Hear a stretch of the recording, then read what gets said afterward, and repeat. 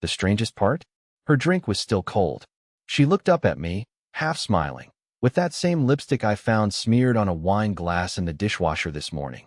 The one she said was just old stuff she tossed. There was lipstick on his collar, too.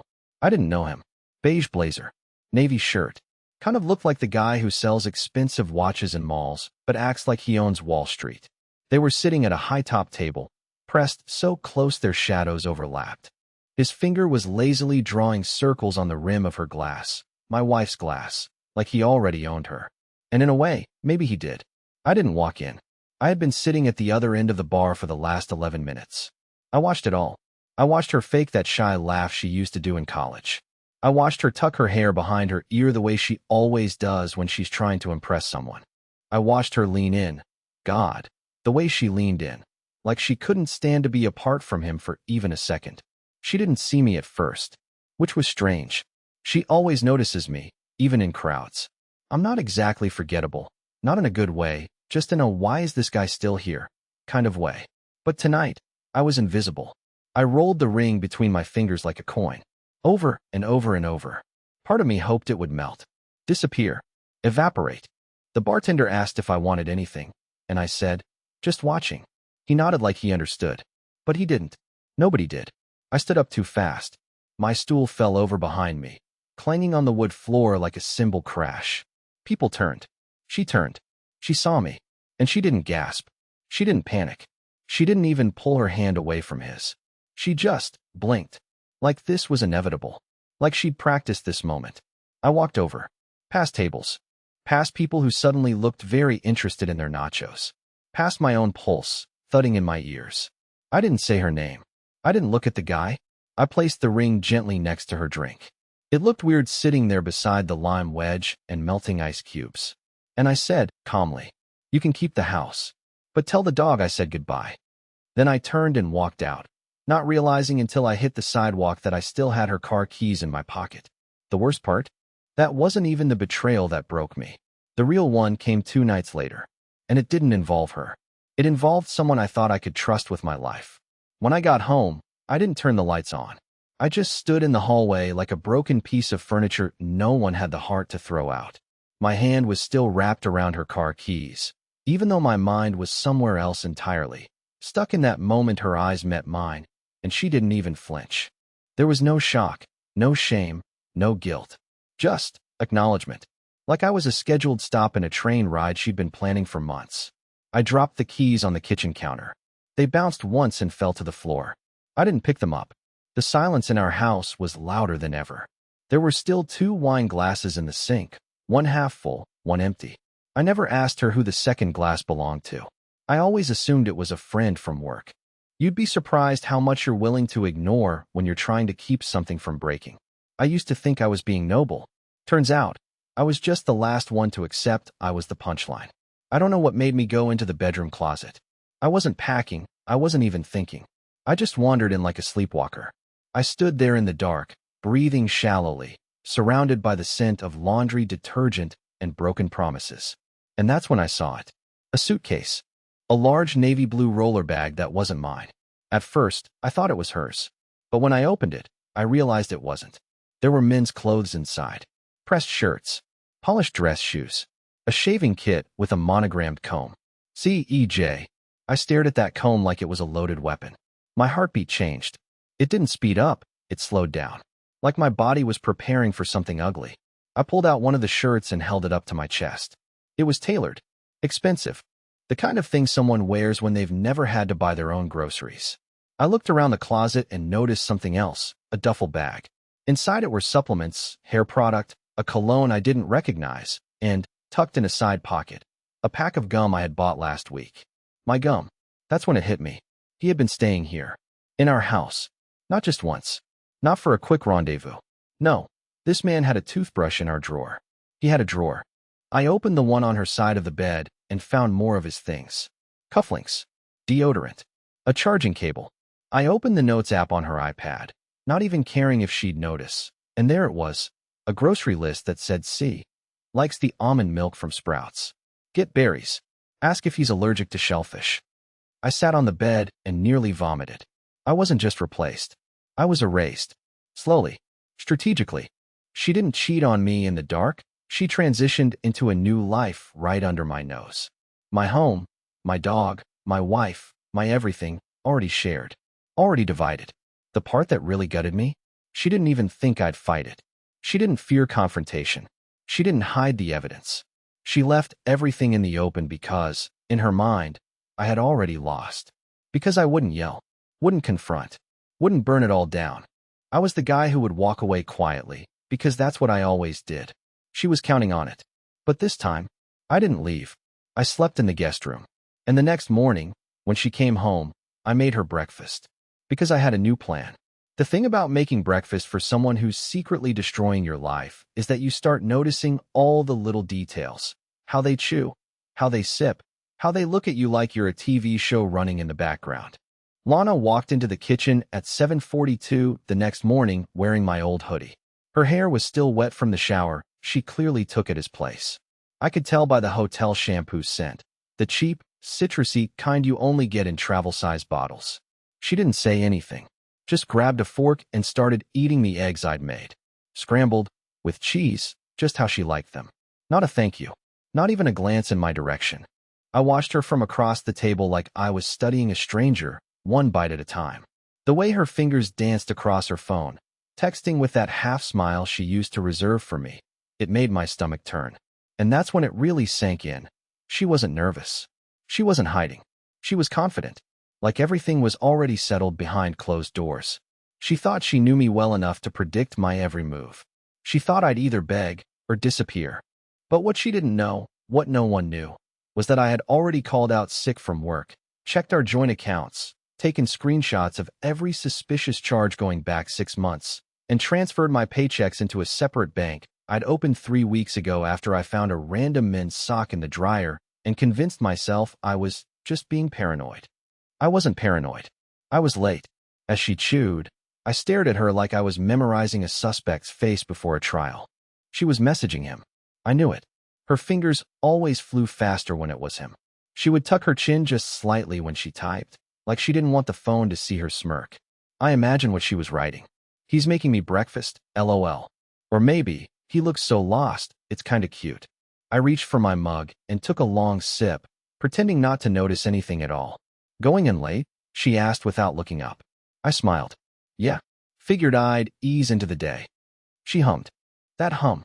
That dismissive, robotic little noise that always meant, whatever. I wanted to throw the table over. I wanted to scream, who the hell is CEJ? I wanted to tell her I found his suitcase, his shaving kit, his entire replacement wardrobe, and ask if she wanted me to wash his underwear too while I was doing laundry. But I didn't. Not yet. Because the moment I showed my hand, the game would end. And I needed the game to keep going. I needed her to believe I was still asleep, still stupid, still the doormat she confidently walked over every morning on her way to her new life. She finished the eggs and left the plate in the sink without rinsing it, as usual. I watched her grab her keys, my spare set, no less, and head toward the door. She hesitated just before walking out and looked at me. You gonna be home for dinner? Of course, I said with a smile so fake it made my own teeth ache. Cool. I might be late. Of course she would. When the door closed behind her, I waited exactly 10 seconds, then walked into the bedroom and opened her laptop. No password. She trusted me that much. Or maybe she stopped caring altogether. In her browser history, second tab from the left, was an open Google document, apartment checklist. Things to move before he notices. I read every line. Over and over. Dishes. Jewelry. Important papers. Extra chargers. Her late grandmother's earrings. The ones she told me she lost 2 months ago. Even the set of wine glasses my mom gave us as a wedding gift were on the list. That was the moment the light in my chest died completely. She wasn't just leaving me. She was quietly extracting herself from our life piece by piece, like a surgeon removing a tumor and hoping the patient wouldn't notice anything missing until it was too late. But it wasn't too late. Not yet. I closed the laptop, locked the guest room, and texted someone I hadn't spoken to in years. Because if she was going to start her new life by gutting me behind my back, then she better be ready for what happens when the quiet ones finally stop playing dumb. The last time I spoke to Tobias, I told him I never wanted to see his face again. It was a winter night 3 years ago, and we were standing in my driveway, yelling at each other like high school punks. He had just said something disgusting about Lana, something I told myself wasn't true. He warned me. He said she was the kind of woman who plans exits years in advance, and I called him bitter, paranoid, and a washed-up drunk who couldn't keep a job, much less a relationship. I remember slamming the door in his face and blocking his number before he even made it back to his car. We were best friends since freshman year of college. And I ended it because I didn't want to believe he might be right. Now, I was unlocking that same contact from my phone. The line rang 5 times before I heard his voice, rough and slow like sandpaper across gravel. "You must be really desperate if you're calling me." I didn't argue. I didn't offer an apology. I just said, "You were right." He went quiet for a moment, and then, to my surprise, he didn't gloat. He didn't rub it in. He just said, "What did she do?" And so I told him. Everything. The bar. The ring. The suitcase in our closet. The breakfast. The list of things she was quietly moving out. The Google document. The initials C.E.J. I told him about the cologne that wasn't mine, the drawers filled with someone else's routines, and the way she asked me if I'd be home for dinner as if she wasn't laying explosives beneath the floorboards. When I finished, he didn't say anything for several seconds. Then finally, "You want my help?" I hesitated, because I knew what help meant coming from Tobias. He was the kind of man who didn't believe in therapy or clean breaks.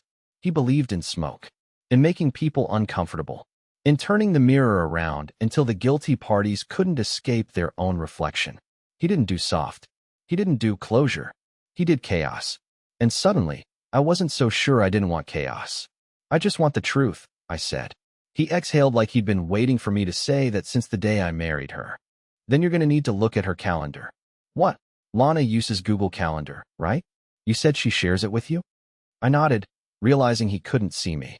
"Yeah, I get alerts when she updates it." "Then check for the days she said she was working late. Cross-reference with your bank statements. If this guy's staying in your house while you're gone, there's a pattern. You need to find it. And then what? Then I'll take you somewhere." That night, I barely slept. I pulled up every calendar entry from the last 6 months. There were over 24 project nights and client strategy sessions at places that sounded made up. One was just listed as "call with Greg." Another simply said, "work dinner, no rush." I opened the bank records. She'd always insisted on handling our finances, and I always assumed it was because I was bad with numbers. Turns out, she was bad with loyalty. There were charges for restaurants we'd never been to together, a hotel bar on a Tuesday night, and a private gym I didn't even know existed, all on the nights she claimed she was swamped with deadlines. One charge, from 2 weeks ago, stood out. A boutique hotel reservation in her name. One night. King Suite. I looked at the time. Check-in at 3:07 p.m. Calendar note for that day. Therapy, 3 p.m. to 5 p.m. She told me she was finally working on herself, that she needed space to heal from old emotional wounds. I drove her to that fake therapy appointment.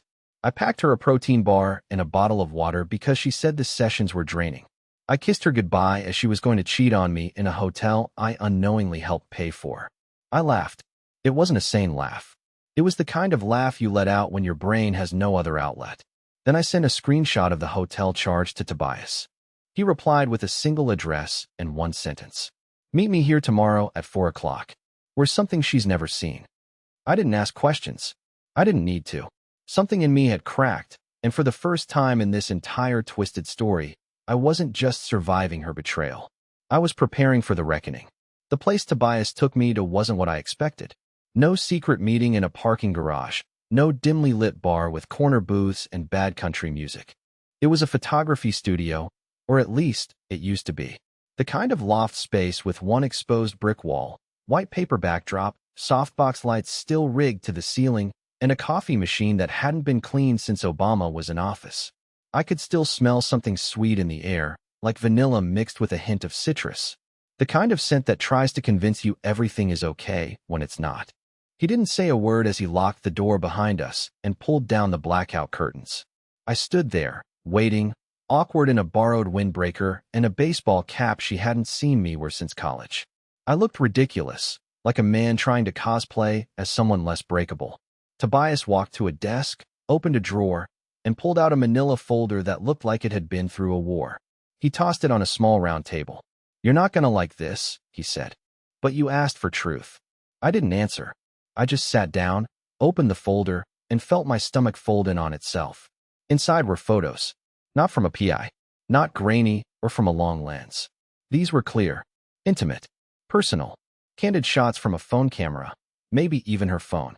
There she was, Lana, in clothes I'd never seen, laughing with someone who wasn't me, in rooms I didn't recognize.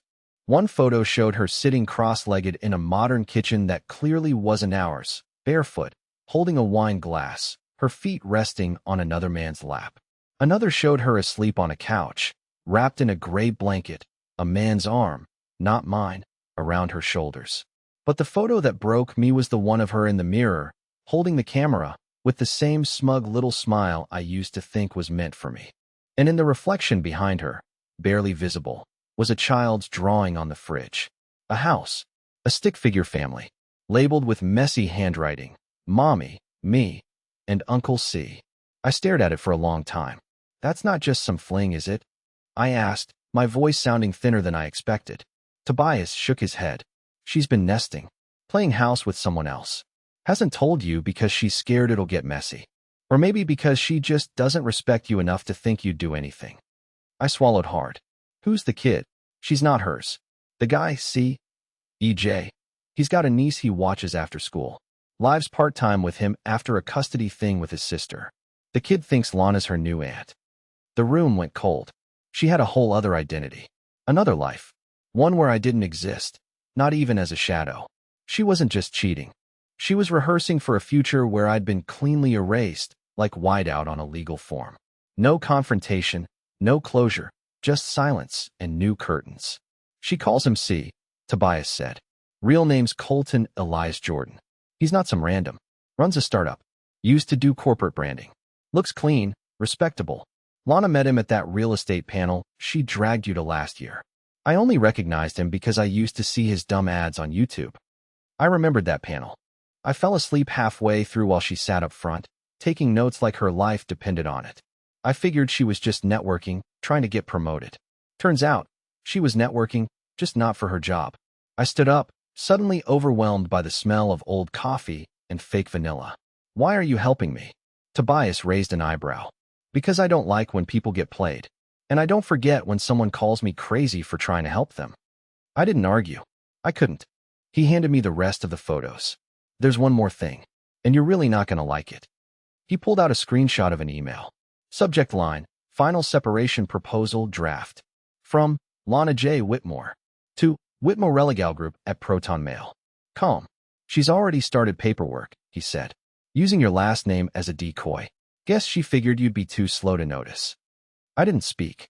Couldn't. My brain was a carousel of disbelief, spinning faster than I could stand. "I don't think she's told him about you," Tobias said finally. "Not really. Not the full truth. Which means we've still got one card left to play." He picked up his keys.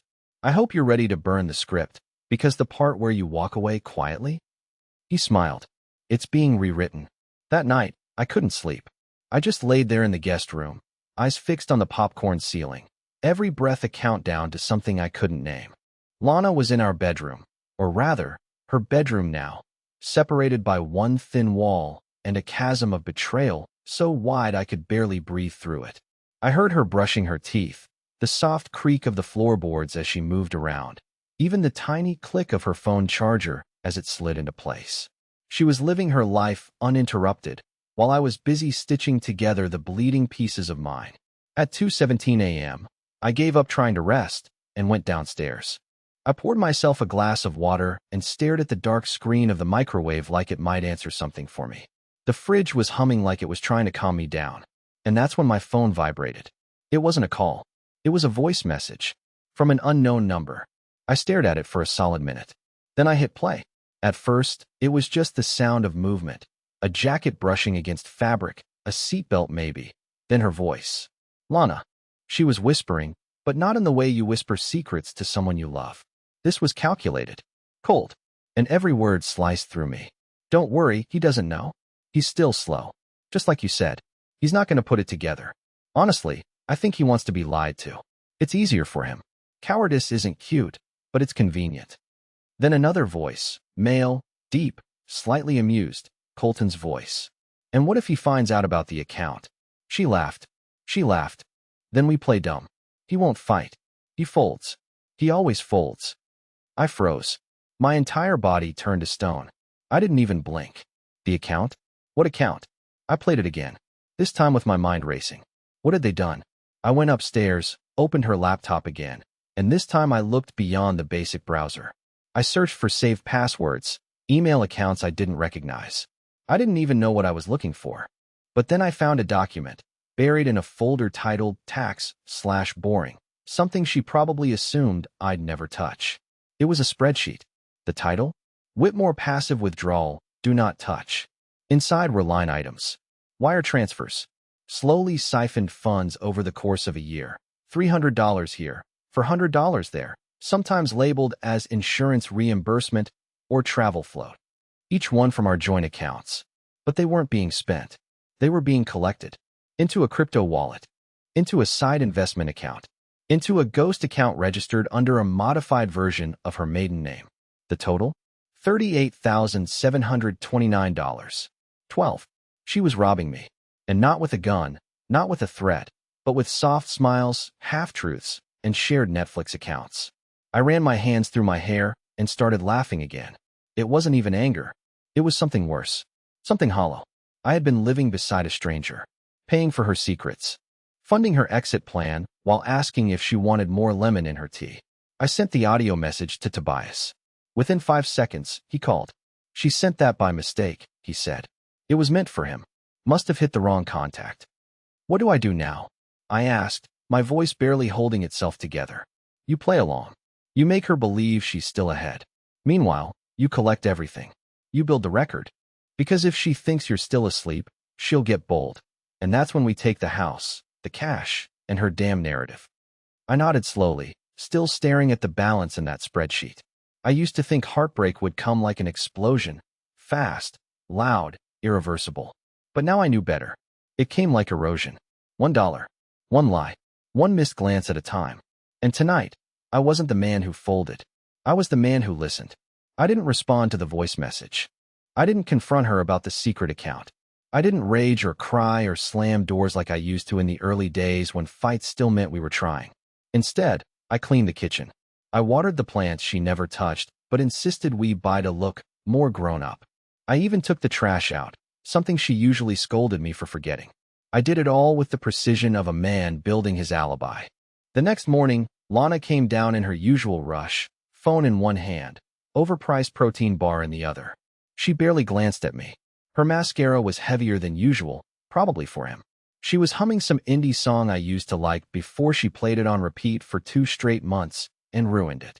Then, casually, like she was commenting on the weather, she said, "Oh, I might be gone a little later tonight. Steph wants to grab drinks after work." Steph had moved to Denver 4 months ago. I paused for a heartbeat, then nodded. Tell her I said hey. She didn't even blink. That was the slip. Not the lie. She was too used to lying by now. But the ease of it, the confidence. She no longer fact-checked her own fiction. That's when I knew she'd become sloppy. And sloppy people leave trails. Later that day, while she was meeting Steph, I logged into our old tablet, the one we used to use for grocery apps and binging shows together before we stopped watching the same things. She hadn't disconnected her Google account. And synced across her devices, under a hidden shared folder, were hundreds of photos, videos, location tags, and calendar notes, like breadcrumbs leading directly to her second life. There were screenshots of a lease agreement, a new loft in her name, just her name, set to activate next month, a moving service reservation, a deposit receipt. She wasn't just planning to leave me. She was planning to vanish without notice and blame me for not stopping her. One video stood out. It was a slow pan of a fully furnished space, cream-colored walls, minimalist decor, exactly her taste, and Colton's voice narrating. "Think we'll paint the wall over there?" Then Lana's voice, playful, girlish, no trace of the sharpness she used on me. "Only if we do that sage green, the first love. You said you try color." Sage green. She once told me it made her feel sick. That was her entirely. She'd contort herself to fit inside the news story, and once she filled the space, she'd forget what shape she was before. But the kicker came near the end of the folder. A draft letter written in her notes app. Untitled. Sloppy. Rambling. But clear enough. To whom it may concern, if you're reading this, then things went badly. I never wanted it to get messy. I needed to be happy again. He stopped trying years ago. He wouldn't talk. He wouldn't grow. I felt like I was suffocating. Maybe I should have ended things properly, but I was scared he'd make me feel guilty. If he's hurt, I'm sorry. But he always had a choice. I reread that last sentence over and over again. He always had a choice. No mention of the lies. No mention of the money she stole. No mention of the man who'd been in our home, slept in our bed, used our towels, and maybe even laughed at me behind my back. Just a neat little confession that rewrote me as the villain of her sanitized exit. It was her preemptive defense. A statement she could send to her friends, her family, maybe even the divorce lawyer she hadn't told me about yet. A document to explain why she was the one who had to sneak around and cheat and take what wasn't hers, because I didn't stop her. Because I was too small, too quiet, too forgettable. But I wasn't feeling small anymore. And I wasn't going to wait for her to mail out that version of the story. So I did something I never thought I'd do. I took a photo of the note. Then I sent it to myself. And replied with only 3 words. Let's begin, Lana. She came home that night, wearing a new perfume. Something subtle, floral, expensive, the kind of scent meant to be remembered without ever being acknowledged. Her heels clicked against the tile like she'd rehearsed this entrance, like she was waiting for me to ask how her drinks with Steph had gone so she could give me some vague, practiced answer. But I didn't ask. I was in the living room, reading. Calm. A candle flickered on the table between us, sandalwood and tobacco, a scent she once said made the house feel too masculine. I lit it on purpose, let it burn long and steady. She sat across from me, crossed her legs slowly, and leaned back into the cushions. How was your day? She asked, like nothing in our world was upside down. I looked up from my book. I smiled. It was productive. She blinked. The silence stretched. She could feel it. Something had shifted. The game board had changed. I didn't give her the fight.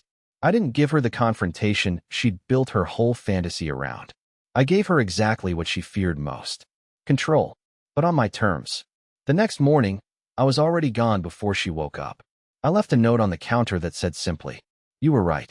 I did have a choice. I'm making it now." I moved into a short-term apartment Tobias helped me find. No drama. No confrontation. I didn't take much, just the essentials. My books. My clothes. The files I'd gathered. And the dog. She didn't even fight for him. Said she was too busy right now. He's been sleeping at the foot of my new bed ever since. He doesn't pace the hallways anymore. Neither do I. 3 weeks later, I filed the paperwork. With everything I'd compiled, the photos, the audio, the financial records, and especially that draft letter she forgot to delete, the process was smooth. The lawyer barely blinked. I didn't go for revenge. I didn't ask for everything. Just what was fair.